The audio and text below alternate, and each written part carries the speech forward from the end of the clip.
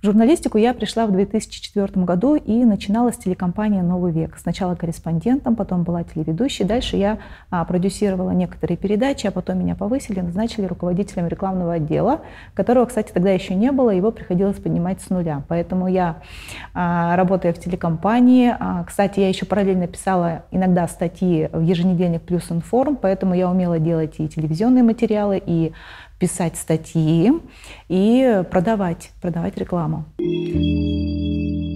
В 2015 году я ушла в декретный отпуск, и, находясь дома, я поняла, что вернуться уже в ту телекомпанию, в которой мне было интересно работать, в тот коллектив, который я очень любила, уже не получится, потому что его практически уже не было.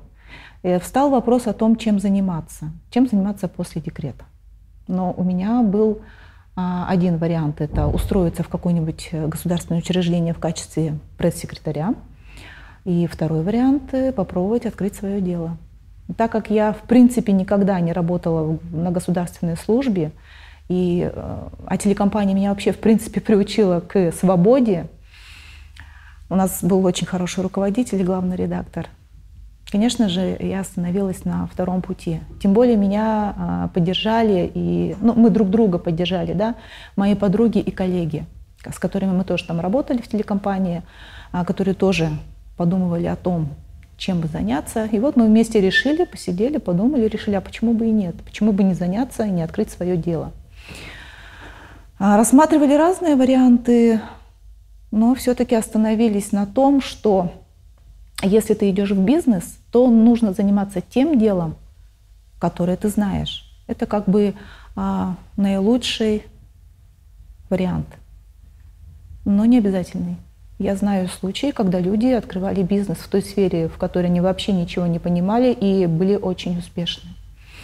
Вот, но мы решили все-таки далеко от журналистики, от продаж не уходить. Поэтому первоначально мы решили открыть сначала сайт, потому что, в принципе, его открытие на тот момент было для нас доступным по финансам.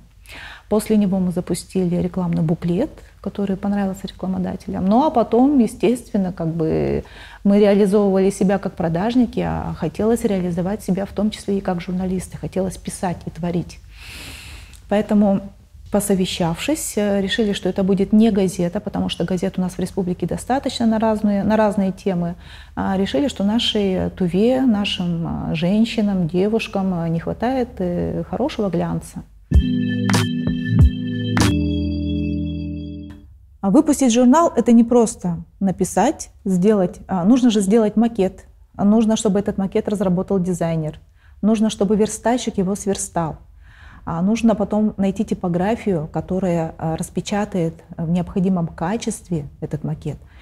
Потом нужно, чтобы тираж был доставлен сюда, в Кызыл. Мы печатаемся не в Кызыле и не в соседних Хакасии, а печатаемся в Новосибирской области. Чтобы журнал был сюда доставлен, дальше нужно поработать надо было. До сих пор, кстати, работаем над развитием розничной сети, то есть через какие торговые точки, какими путями будет журнал распространяться. Вот. То есть путь довольно-таки большой от самого начала и до конечного потребителя, до читателя.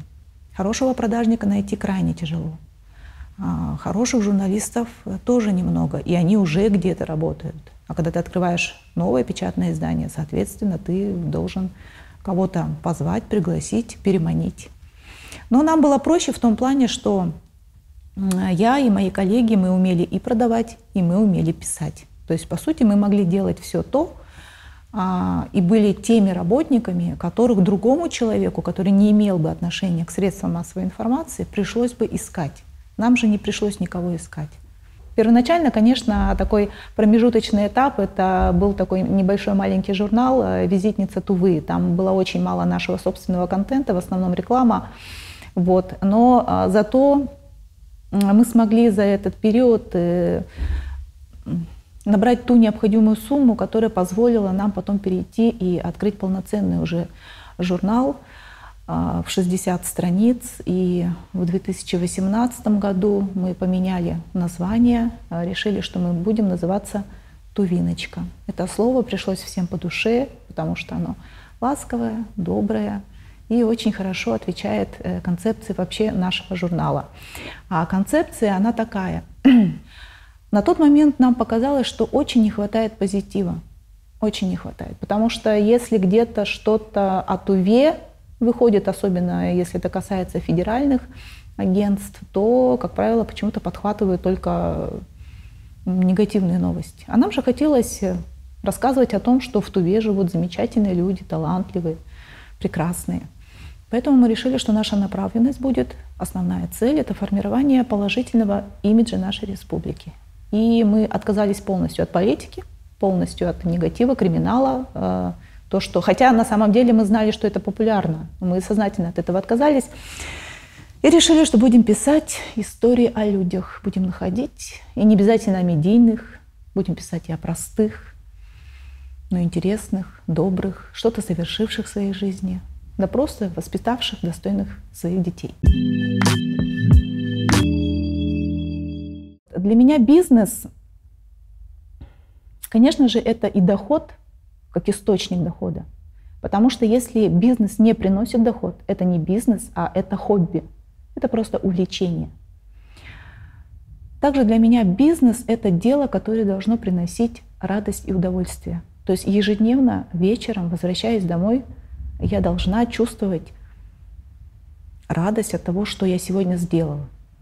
Это очень важно. Я считаю, что любой бизнес в любой сфере, он должен приносить удовольствие и удовлетворение тому человеку, который им занимается.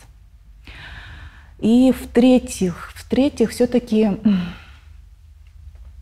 не обязательно, конечно, это должно быть связано с бизнесом, но все-таки я считаю, я верю в то, что у каждого человека есть свое предназначение, с которым он рождается на этот свет.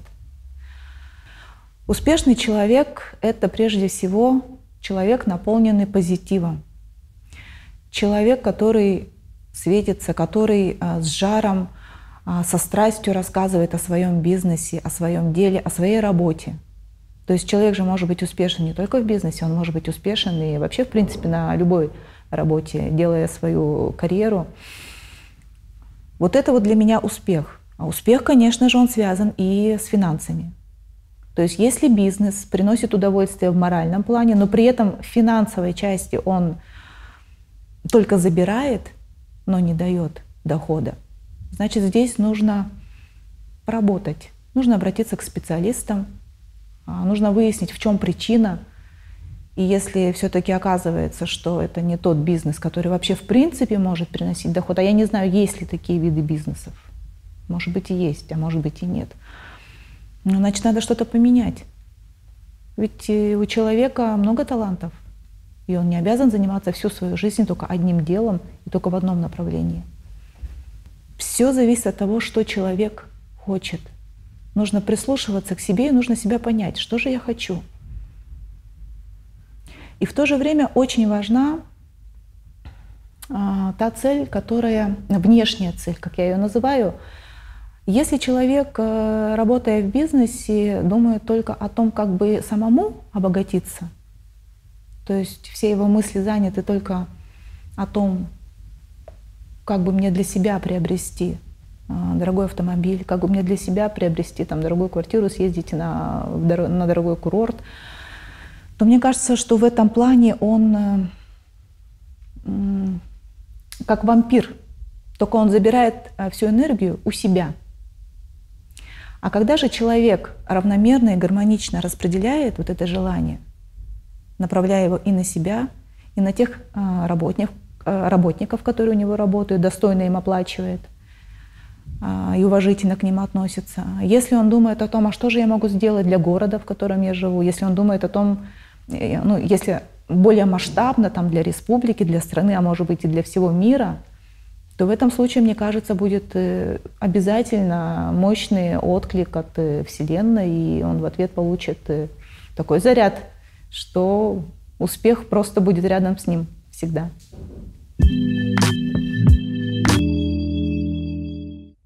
Любой, если он будет вооружен необходимыми знаниями, он сможет открыть дело, и он сможет в этом деле стать успешным.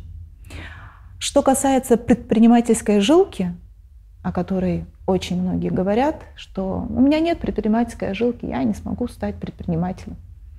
Мне кажется, что это миф. Раньше я тоже думала, что должна быть какая-то такая жилка, да?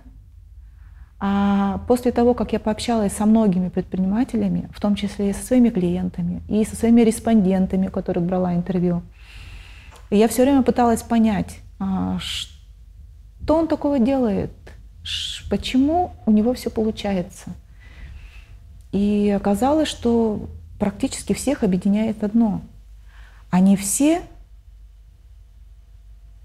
горят желанием развить свой бизнес, и при этом они всегда учатся и всегда спрашивают. Передо мной сидит предприниматель, я на него смотрю, думаю, боже, какой же он успешный. У него там миллионные обороты. А он мне говорит, я вот тому-то позвонил и спросил, а что мне тут сделать? Я говорю, а вы не стесняетесь показаться глупым? Многие боятся этого, особенно начинающие. Он говорит, нет, а чего тут бояться? Если я этого не знаю, мне легче позвонить и спросить у того, кто знает, чем совершать какую-то ошибку, за которую я потом дорого расплачусь. Я бы хотела, чтобы мы, жители Тувы, тувинцы, тувинки, стремились бы к большему. Не ограничивали бы себя только желанием приобрести норковую шубу, купить квартиру, обставить ее мебелью, а ставили какие-то более высокие духовные цели. Мне кажется, этого очень сильно не хватает нашему народу. Слишком все материализовано. Я понимаю, что это жизнь такая, но ведь это та жизнь, которую мы сами делаем, и мы делаем сейчас. Я своих детей всегда учу тому, что неважно, какой фирмы стол ты приобретешь для своей кухни. Главное, чтобы он был крепким. И главное, чтобы за этим столом обедала счастливая семья. Вот это важнее, чем сам стол. Образно говоря, так. Мои жизненные принципы, они абсолютно не связаны с наращиванием благосостояния, финансов, денег. Как сказал один умный человек, всех денег мира не заработаешь, и нечего на этом зацикливаться. Для меня я всегда живу, и что бы ни происходило в моей жизни, я всегда говорю, все, что не происходит, все к лучшему. И практика показывает, что это действительно так.